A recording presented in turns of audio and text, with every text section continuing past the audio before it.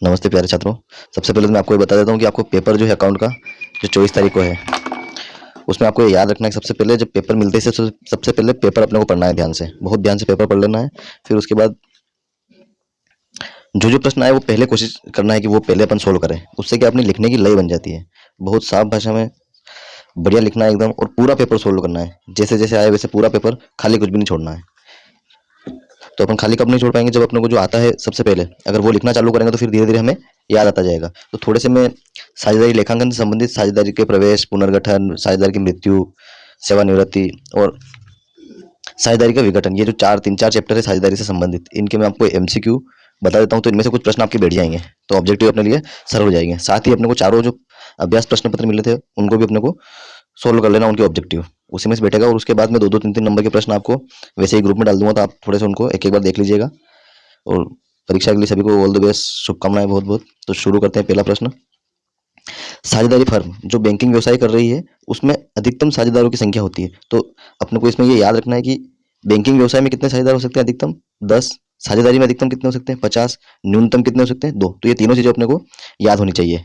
तो इसका जो अपना उत्तर हो जाएगा सही एकदम 10 हो जाएगा बैंकिंग व्यवसाय में। अगला प्रश्न, फर्म पर आहरण पर ब्याज, ये थोड़ा सा लिखने में गलत हो गया। तो फर्म के लिए आहरण पर ब्याज, तो फर्म के लिए आहरण पर ब्याज लाभ होता है। अपने को जो ऑब्जेक्टिव होते हैं वो ध्यान से पढ़ना है, कहीं कहीं जगह आपको नहीं भी देखने को मिल जाएगा। तो हमें ध्यान से पढ़ के उसका उत्तर लिखने की कोशिश करनी है। अगला प्रश्न है, साझेदारी संलेख के अभाव में ऋण पर ब्याज दिया जाता है। तो साझेदारी संलेख के अभाव में जब समझौता नहीं किया है तो ऋण पर ब्याज साझेदारी अधिनियम 1932 के अनुसार जो नियम बने हुए हैं उनके अनुसार दिया जाएगा। और कितना दिया जाएगा? 6%। तो ये भी अपने को प्रश्न थोड़े ध्यान से पढ़ने हैं इनको। साझेदारी संलेख बनाना अनिवार्य है, ऐच्छिक है, अंशतः अनिवार्य है या कोई नहीं? तो इसमें ऐच्छिक होता है ये साझेदारी संलेख समझौता। अगर हम हमारे टर्म्स अच्छे हम नहीं बनाए पर फिर भी हमें बनाना चाहिए। अगला प्रश्न है, साझेदार का दायित्व होता है। तो साझेदार का दायित्व होता है असीमित, जितनी भी हानि होगी उनको सभी को वहन करनी पड़ेगी वो। इसमें आप स्क्रीनशॉट भी लेते रहिएगा कोई प्रश्न अगर देखना है तो। अगला प्रश्न है, साझेदारी संलेख के अभाव में लाभ का विभाजन होता है। तो साझेदारी संलेख के अभाव में लाभ का विभाजन समान अनुपात में होता है, सब बराबर बराबर बांटेंगे चाहे कोई भी कितनी भी पूंजी लाया हो। अगला प्रश्न है, साझेदारी संलेख के अभाव में पूंजी पर ब्याज दिया जाता है। तो साझेदारी संलेख के अभाव में पूंजी पर ब्याज नहीं दिया जाता है, ये याद रखना है। यहाँ एक शब्द और आपको देखने को मिलेगा, अतिरिक्त पूंजी। अगर अतिरिक्त पूंजी आए शब्द तो अपने को उस पर 6% ब्याज देना है। अतिरिक्त पूंजी पर 6% ब्याज दिया जाता है और केवल पूंजी पर ब्याज नहीं दिया जाता है। अगला प्रश्न है आपका, साझेदारों के चालू खातों का शेष। तो साझेदारों के चालू खाते कब खोले जाते हैं? जब अपन स्थायी पूंजी या स्थिर पूंजी पद्धति अपनाते हैं। तो उसमें जो उनका शेष जो होता है डेबिट या क्रेडिट दोनों में से कोई भी हो सकता है, यानी कि परिवर्तनशील रहता है, परिवर्तित रहता है चालू खातों का शेष। अगला प्रश्न है, विशेष दशा में इनमें से कौन साझेदार बन सकता है? तो पागल व्यक्ति साझेदार नहीं बन सकता है, दिवालिया व्यक्ति नहीं बन सकता है, विदेशी नागरिक भी नहीं बन सकता है। तो अवयस्क को हम साझेदार बना सकते हैं। अवयस्क वही जो 18 साल वर्ष से कम का हो। अगला प्रश्न है, साझेदारी अधिनियम बनाया गया। तो ये कब बनाया गया? 1932 में। साझेदारी अधिनियम 1932 में बनाया गया। तो ये अपने को कुछ इंपोर्टेंट प्रश्न है जो अपने को क्लियर कर लेने। 11वां प्रश्न है, साझेदारी का अनिवार्य अंग है। तो एक बात याद रखना है इसमें, साझेदारी का अनिवार्य अंग कौन सा है? लाभों को बांटना। लाभ बांटना अनिवार्य अंग है। अगर किसी अवयस्क साझेदार को अपन साझेदार बनाएंगे या फिर किसी ऐसे व्यक्ति को बनाएंगे जो केवल लाभ के लिए या लाभ की गारंटी के आधार पर साझेदार बनाए, तो उसको हानि के लिए हम जिम्मेदार नहीं ठहराएंगे। अर्थात लाभ को बांटना साझेदारी का अनिवार्य अंग है। अगला प्रश्न है, साझेदार बन सकते हैं। तो साझेदार कौन बन सकता है? केवल व्यक्ति बन सकते हैं। कौन बन सकता है? केवल व्यक्ति। ये रिक्त स्थान भी आ सकता है, साझेदार बन सकते हैं तो केवल व्यक्ति बन सकते हैं। अगला प्रश्न है, चालू खाता है। तो चालू खाते में हम क्या लिखते हैं? वेतन, कमीशन, बोनस, पूंजी पर ब्याज। तो ये सारे खर्चों से संबंधित, तो ये नाम मात्र खाता है। अगला प्रश्न है, साझेदारों के चालू खाते खोले जाते हैं। तो साझेदारों के चालू खाते कब खोले जाते हैं? जब स्थायी पूंजी पद्धति अपन अपनाते हैं, यानी कि चालू खाते स्थायी पूंजी पद्धति के अंतर्गत अपनाए जाते हैं। और इसमें दो खाते खोले जाते हैं, एक पूंजी खाता और एक स्थायी पूंजी खाता। अगला प्रश्न है, पूंजी पर ब्याज। तो पूंजी पर ब्याज फर्म के लिए व्यय है, पूंजी पर ब्याज फर्म के लिए खर्चा है एक प्रकार का। अगला प्रश्न है, स्थायी, स्थिर या अपरिवर्तनशील, इन तीनों में से कोई एक शब्द देखने को मिलेगा अपने को। तो पूंजी पद्धति में कितने खाते खोले जाते हैं? तो इसमें दो कौन कौन से? एक चालू खाता, एक साझेदारों का पूंजी खाता। अगला प्रश्न है, स्थायी, स्थिर या अपरिवर्तनशील, ये तीन शब्द इसलिए लिखे कि प्रश्न में हमें देखने को मिल जाते हैं ये कई बार। पूंजी पद्धति में कौन कौन से खाते खोले जाते हैं? तो दो खाते खोले जाते हैं। और दो कौन कौन से होते हैं? तो एक पूंजी खाता होता है, दूसरा चालू खाता होता है। तो पूंजी खाते में केवल पूंजी लिखी जाती है और चालू खाते में सभी जो भी खर्चे होते हैं वो सारे उसमें लिखे जाते हैं। साझेदारी संलेख होता है तो ये लिखित होता है, मौखिक होता है, या लिखित मौखिक दोनों? तो ये दोनों हो सकता है। स्थायी स्थिर पूंजी पद्धति में विधि में पूंजी खाते का शेष, अब देखिए स्थायी या स्थिर पूंजी विधि में, है ना, तो इसमें पूंजी खाते का शेष हमेशा स्थिर रहता है। जो पूंजी होती है केवल वही लिखी जाती है, या कोई अतिरिक्त पूंजी लाते हैं तो वो बस उसमें लिख के और उसको बंद कर देते हैं। अगला प्रश्न है लाभ हानि नियोजन खाता। तो लाभ हानि नियोजन खाता ये भी एक नाम मात्र का खाता है। नाम मात्र का खाता क्यों है? क्योंकि इसका संबंध खर्चों और व्ययों से है। अगला प्रश्न आपके लिए साझेदारी सल्ले के अभाव में लागू होने वाले नियम, ये मैंने लिखाया भी था क्लास में, तो धारा 12 से धारा 17 में उल्लेखित है। ये नियम किसमें? धारा 12 से धारा 17 में उल्लेखित है। अगला प्रश्न है फर्म के लिए लाभ हानि नियोजन खाते का शेष, फर्म के लाभ हानि नियोजन खाते का शेष हस्तांतरित किया जाता है। तो आप इनका स्क्रीनशॉट भी ले सकते हैं। अपन अगर आपको आवाज वही समझ में नहीं आया तो अपन स्क्रीनशॉट लेके भी डायरेक्ट पढ़ सकते हैं इससे। तो फर्म के लिए लाभ हानि नियोजन खाते का शेष हस्तांतरित किया जाता है, तो ये साझेदारों के पूंजी खाते में हस्तांतरित किया जाता है। अगला है लाभ हानि लाभ नियोजन खाते के शेष का वितरण किया जाता है, तो सभी वर्तमान साझेदारों में। अगला है साझेदारों में न्यूनतम होने चाहिए, तो साझेदारी में न्यूनतम कितने सदस्य होने चाहिए? 2। अधिकतम कितने होने चाहिए? 50। और बैंकिंग की दशा में 10। तो ये अपने को तीनों दशाएं याद रखनी, इनमें से एक प्रश्न बैठेगा ही बैठेगा किसी भी हालत में।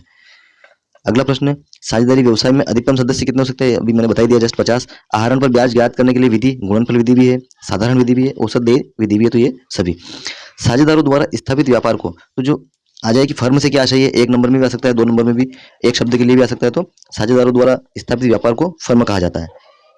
और अगर प्रश्न आ जाए 2 नंबर में कि फर्म से क्या आशय है तो हमें उसमें यह लिख लेना है कि साझेदारों द्वारा स्थापित व्यापार को फर्म कहा जाता है। गुणनफल विधि से आहरण पर ब्याज ज्ञात करने का सूत्र है, तो ये मैंने स्पष्ट सूत्र लिखा ही है इसमें, तो अपने को याद रख लेना है। कुल उत्पाद का अर्थ हो गया पूरे वर्ष भर जो आहरण की है वो उससे संबंधित है। ब्याज की दर आपको दी रहेगी प्रश्न में, नहीं दी रहे तो समय दिया रहेगा, तो उससे अपन निकाल लेंगे।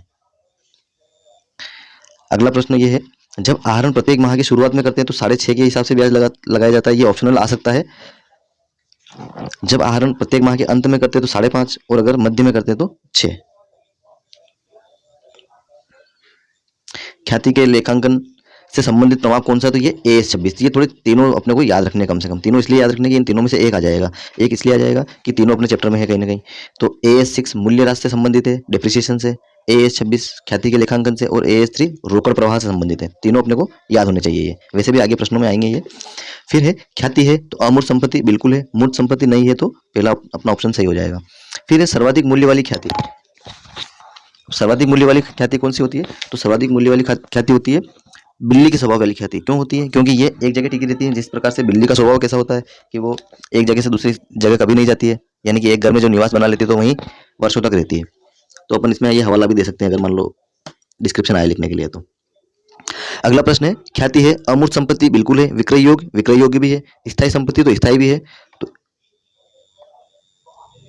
इसका जो ऑप्शन हो जाएगा यह सभी। अगला प्रश्न है ख्याति के मूल्यांकन की पद्धतियां या विधियां कौन सी? औसत लाभ विधि भी है, भारित औसत लाभ विधि भी है, अधिलाभ विधि भी है, तो यह सभी हो जाएगा। अगला प्रश्न है ख्याति पर रास यानी कि डेप्रिसिएशन लगाया जाता है क्या? तो बिल्कुल नहीं लगाया जाता है। क्यों नहीं लगाया जाता है? क्योंकि अमूर्त संपत्ति है और डेप्रिसिएशन लगता है स्थायी मूर्त संपत्तियों पर, तो ये थोड़ा सा याद रखना है।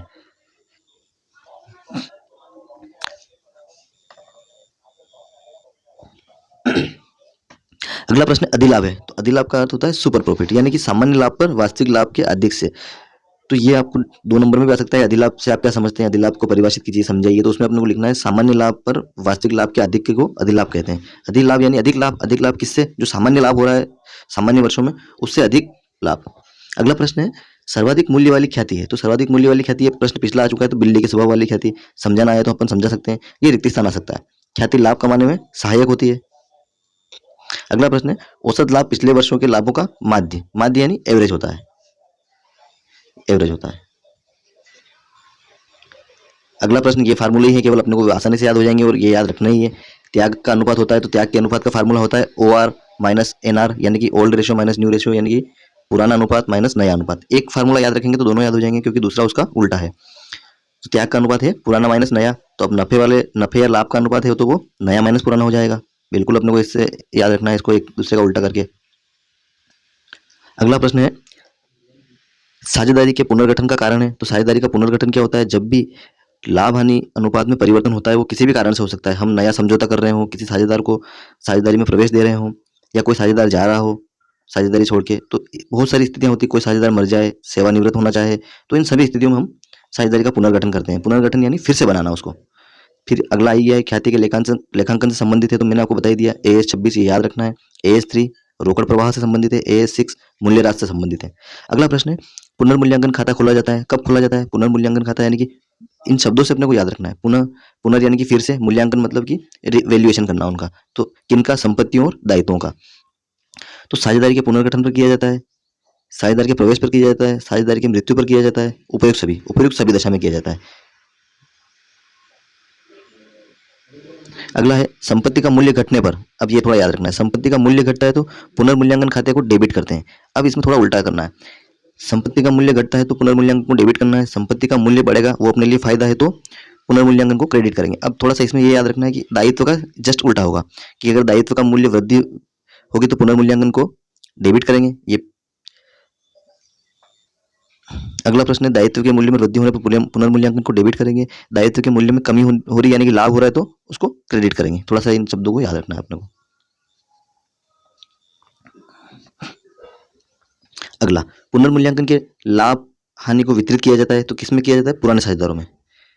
अगला प्रश्न है पुनर्मूल्यांकन खाता है तो ये भी खर्चों और व्ययों से संबंधित है, तो ये भी नाम मात्र खाता है। अगला है फर्म के पुनर्गठन में जिस साझेदार का लाभ का भाग पूर्व की तुलना में बढ़ जाता है, पहले लाभ कम कमा रहा था अब ज्यादा आ रहा था, तो उसको नफे वाला साझेदार कहा जाता है। नफे यानी लाभ, नफा, मुनाफा।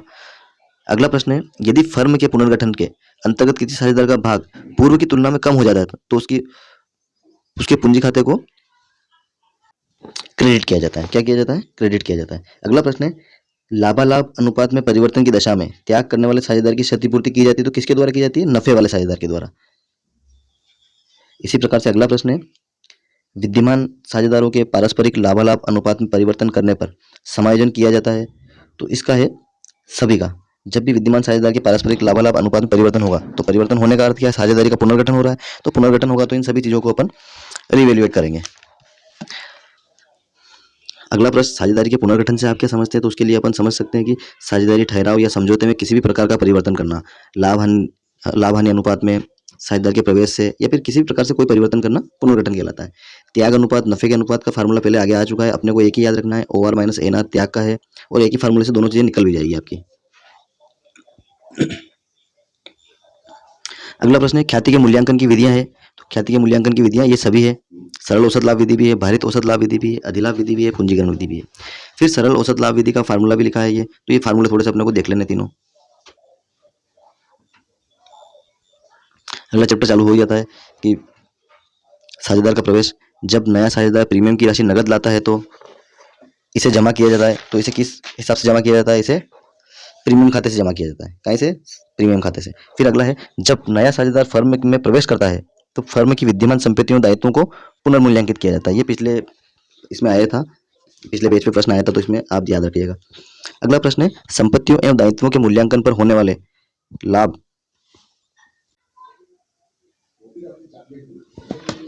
अगला जो प्रश्न है आपका संपत्तियों दायित्वों के पुनर्मूल्यांकन पर होने वाला लाभ पुराने साझेदारों की पूंजी खाते में कैसे जमा किया जाता है? तो इसको जमा किया जाता है लाभ विभाजन अनुपात में। अगला प्रश्न है फर्म के पुनर्गठन की दशा में मूल्यांकित ख्याति की राशि नए नियमों के अनुसार क्या किया जाता है? उसको फर्म की पुस्तकों में न दर्शाकर पुराने साझेदारों के पूंजी खातों में समायोजित कर दी जाती है। अगला प्रश्न है पुनर्मूल्यांकन खाता बनाते हैं, तो पुनर्मूल्यांकन खाता कब बनाते हैं? फर्म के विघटन पर नहीं बनाते हैं, फर्म को लाभ होने पर नहीं बनाते हैं, नए साझेदार के प्रवेश पर बिल्कुल बनाते हैं।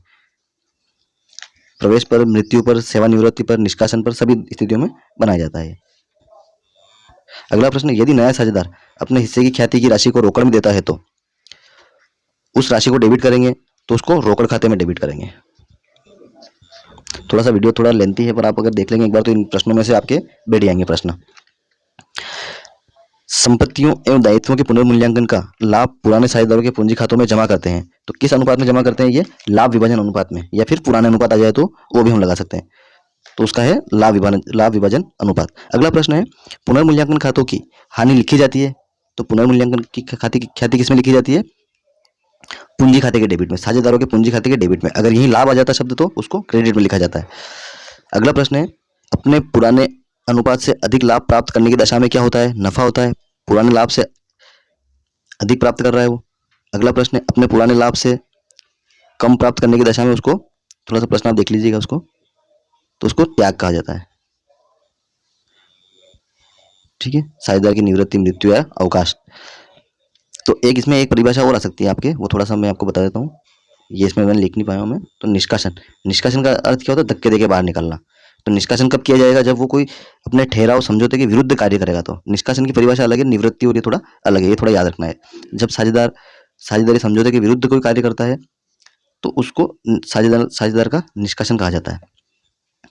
अगला प्रश्न है, साझेदार की निवृत्ति या मृत्यु पर संपत्तियों के पुनर्मूल्यांकन तथा दायित्वों के पुनर्निर्धारण पर होने वाले लाभ हानि को पूंजी खातों में हस्तांतरित किया जाता है। तो ये कौन से पूंजी खातों में हस्तांतरित किया जाता है? ये सभी साझेदारों के पूंजी खाते में हस्तांतरित किया जाता है।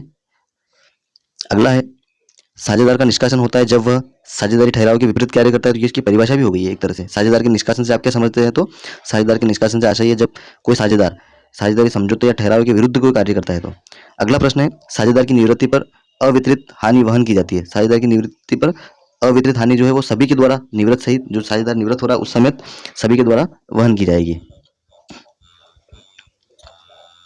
अगला प्रश्न है आपका, कोई साझेदार फर्म से तब निवृत्त हो सकता है जब कोई इस प्रकार का ठहराव हुआ हो। तो बिल्कुल हो सकता है। सभी साझेदार अपनी सहमति देते हो तो भी हो सकते हैं। सभी साझेदार ऐच्छिक और निवृत्ति की लिखित सूचना शेष साझेदार को दे दें तो भी हो सकते हैं, यानी कि सभी दशाओं में हो सकते हैं। अगला प्रश्न है, साझेदारों की निवृत्ति पर फर्म की पुरानी ख्याति का बंटवारा किस अनुपात में होता है? तो ये पुराने लाभ हानि अनुपात में होता है। काय में होता है? ये पुराने लाभ हानि अनुपात में। अगला प्रश्न है, एक्स वाई जेड। तो इसमें थोड़ा सा याद रखना है, ये प्रश्न आ रहा है जो इसमें एक्स वाई जेड साझेदार हैं जो 1/2, 1/4, 1/4 के अनुपात में लाभ बांटते हैं। वाई के अवकाश ग्रहण पर नया अनुपात क्या होगा? तो इसका 2:1 होगा। कैसे होगा मैं आपको थोड़ा सा बता देता हूँ। पहले तो इसके हर जो एक्स का हिस्सा है उसके दोनों हर समान करेंगे। तो 1/2 को 1/4 करने के लिए क्या करेंगे? 2 ऊपर नीचे दोनों तरफ। इसमें ज़्यादा लोड लेना नहीं आपको, अगर आए तो ठीक है। तो इसका 1/2 हो गया। अब सबके बटे में 1/2 हो गया, 1/4 हो गया, 1/4 हो गया। तो नया जो हिस्सा होगा वो 2:1 हो जाएगा। अगला है, मृत साझेदार के उत्तराधिकारी को देय राशि का भुगतान न करने पर कितने प्रतिशत वार्षिक दर से ब्याज देना होता है? तो ये 6% से देना होता है। कितने से देना होता है? 6% से, जब तक अन्यथा उल्लेख नहीं हो। थोड़े से इस पे छींटे गिर गए हैं पानी की शायद, तो ये प्रिंटिंग में समस्या आ रही है, लिखने में यानी कि। तो आपको भी परीक्षा में जेल पेन यूज नहीं करना है। जब तक अन्यथा उल्लेख नहीं हो, निवृत्त साझेदार का भाग शेष साझेदारों में वितरित होगा। ये समान अनुपात में होगा। साझेदारी की निवृत्ति पर अवितरित हानि वहन की जाती है। तो ये सभी के द्वारा की जाती है। साझेदार की निवृत्ति पर पुनर्मूल्यांकन का लाभ हानि बांटा जाता है। तो पुनर्मूल्यांकन का लाभ हानि किस सभी के द्वारा बांटा जाता है। थोड़ा वीडियो लेंथी हो गया है तो इसको थोड़ा फास्ट करेंगे हम। निवृत्ति पर पहले से विद्यमान ख्याति को किन साझेदारों के मध्य बांटा जाता है? तो ये पुराने साझेदारों में बांटा जाता है। अगला है, एबीसी साझेदार हैं। ए की सेवानिवृत्ति निवृत्ति पर चिट्ठे में ख्याति को 30,000 से दर्शाया गया ख्याति को अपलिखित किया जाएगा। तो ये सभी साझेदारों के पूंजी खातों को उनके पुराने लाभ हानि अनुपात में क्रेडिट करके या डेबिट करके।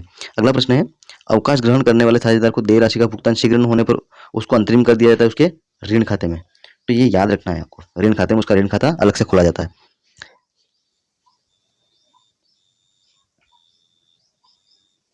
अगला जो प्रश्न है आपका, किसी साझेदार की मृत्यु पर एकत्रित लाभ हानि को साझेदार के पूंजी खाते में किस अनुपात में अंतरित किया जाता है?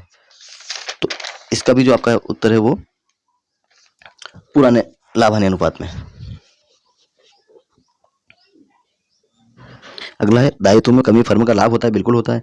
मृतक साझेदार को देय रकम उसके उत्तराधिकारी या फिर कानूनी या फिर वैध उत्तराधिकारी, है ना, जिसे कानूनी रूप से मान्यता हो, उसका बेटा भी हो सकता है, कोई भी व्यक्ति हो सकता है वो, तो उसके खाते में हस्तांतरित की जाती है। अगला प्रश्न है, निवृत्त या मृतक साझेदार को देय राशि के भुगतान की पद्धतियां। तो ये तीनों है। जब हमारे पास नगद पैसे होंगे तो हम नगद उसको दे देंगे। पैसों की व्यवस्था किस्तों में होगी तो किस्तों में दे देंगे। हम वार्षिक की तरह से देना चाह रहे हैं तो उसको वार्षिक में दे देंगे। अगला प्रश्न है, वार्षिकी द्वारा भुगतान विधि में वार्षिकी उच्चंत खाता खोला जाता है। ये याद रखना, ये पिछली परीक्षाओं में पूछा गया है। सभी साझेदारों के दिवालिया घोषित हो जाने पर अनिवार्य विघटन हो जाता है, यानी कि हमें अनिवार्य रूप से उसको खत्म करना ही है साझेदारी को। अगला प्रश्न है, जब साझेदारी व्यवसाय में साझेदारों की संख्या 50 से अधिक हो जाएगी तो वो साझेदारी पहले तो अवैध हो जाएगी, यानी उसका विघटन करना अनिवार्य हो जाएगा। अगला प्रश्न है, विघटन पर खोले जाने वाले खाते। वसूली खाता बिल्कुल खोला जाता है, रोकड़ खाता भी खोला जाता है और ऋण खाता भी खोला जाता है, यानी कि यह सभी इसका उत्तर हो जाएगा। फर्म के विघटन से आशय, तो फर्म के विघटन से आशय फर्म का व्यवसाय बंद हो जाना। ये आएगा साझेदारी का विघटन और फर्म के विघटन, तो इनमें थोड़ा सा अंतर भी है, तो अंतर मैं आपको बता दूंगा अगले वीडियो में, ये बहुत ज़्यादा लेंथी हो जाएगा इसलिए। अगला प्रश्न है, वसूली खाता होता है तो वसूली खाता भी नाम मात्र का खाता होता है। चालू खाता कौन सा होता है, वो भी नाम मात्र होता है। पुनर्मूल्यांकन खाता वो भी नाम मात्र होता है। लाभ हानि नियोजन या लाभ हानि खाता वो भी नाम मात्र होता है। और वसूली खाता ये भी नाम मात्र होता है। तो सब खाते नाम मात्र लगाना है अपने को। पूंजी खाते व्यक्तिगत खाते होते हैं, खाली इतना याद रखना है। अगला प्रश्न है, विघटन की दशा में फर्म की संपत्तियां वसूली खाते में अंतरित की जाती है तो उसके पुस्तक मूल्य पे। पुस्तक मूल्य का अर्थ होता है उनकी जो प्रिंट वैल्यू होती है, बुक बुक वैल्यू। अगला प्रश्न है, वसूली खाता फर्म के जीवन काल में एक बार खोला जाता है। एक बार क्यों खोला जाता है, क्योंकि व्यवसाय बंद हो रहा है तो उसको एक ही बार खोला जाता है। जब व्यवसाय बंद हो जाएगा तो फिर बार बार खोलने का मतलब ही नहीं है।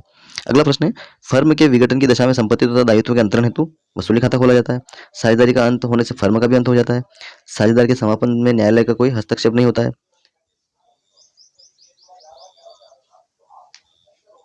अगला प्रश्न है, फर्म के विघटन की दशा में फर्म की सभी लेखा पुस्तकें यानी कि जो भी जितनी भी बुक्स ऑफ अकाउंट होगी सारी बंद करेंगे। फर्म के विघटन से फर्म का अस्तित्व समाप्त हो जाता है।